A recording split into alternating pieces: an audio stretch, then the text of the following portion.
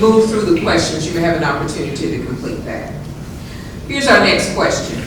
When taxpayer-funded subsidies, training, grants, tax abatements, etc. are provided to a company offering green jobs in Knoxville, how will you ensure that the standards such as wage levels, availability of health insurance, and full-time hours are required to be provided by that company? Can you go one more time on that? I sure can.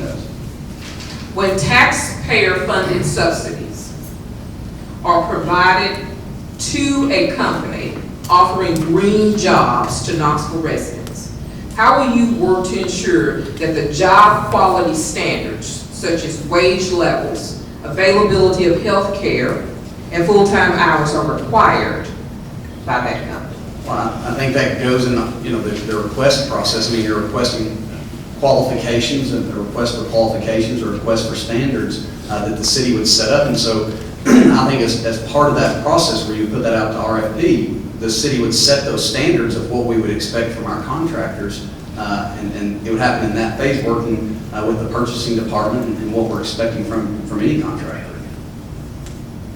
Your rebuttal? Or my answer? Your answer. I know that when you use federal funds, that there are more requirements that have to be in a contract that are related to these. I'm not sure how much at the local level, when you're just using local dollars, what our flexibility is in requiring that. I would certainly want to require what we could to make sure that we do have,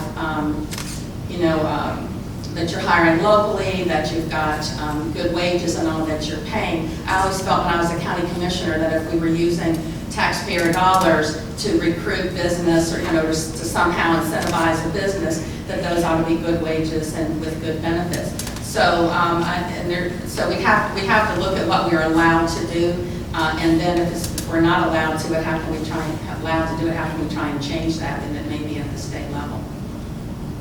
But I know with the federal grants, there are a lot more than we can require. Thank you.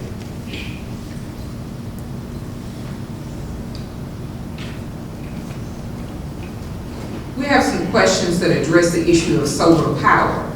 How would you further promote solar visibility and education to citizens of Knox County?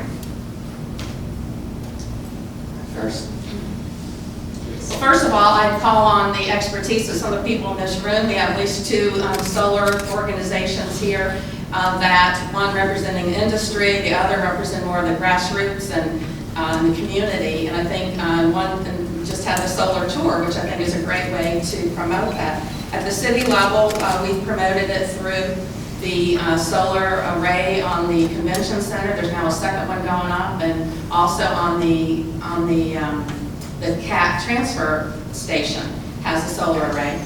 And in community development, we pioneered having solar water heaters on I think they've put it on 2 houses so far that we have provided recaps to. So I think that both the city itself, by having solar projects that it funds directly for city facilities, and then also working with the community, such as you all, to do that education and with the industry partners.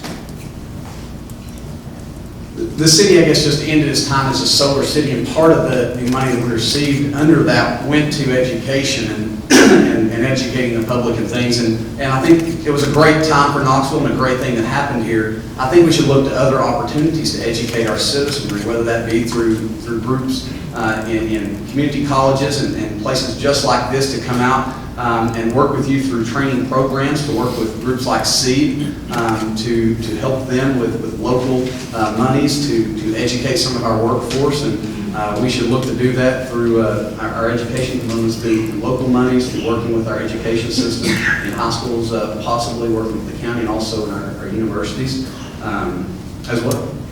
Very good, thank you. I'm going to give a background statement on the next question. Let's see if we can clear this one. Acquiring financing for the initial solar installation is a major problem facing the industry in Tennessee. Since solar panels are only an upfront cost, What are some creative ways of financing solar growth and development? So if you were elected mayor, what other opportunities are available to help install solar panels?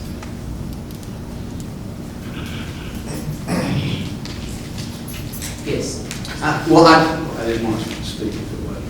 that's all right. I know that the city just received, I believe, and I was talking to a lady, I'm trying to remember her name, she might be here this evening, but we received a grant and some more solar panels were going to be put on the convention center.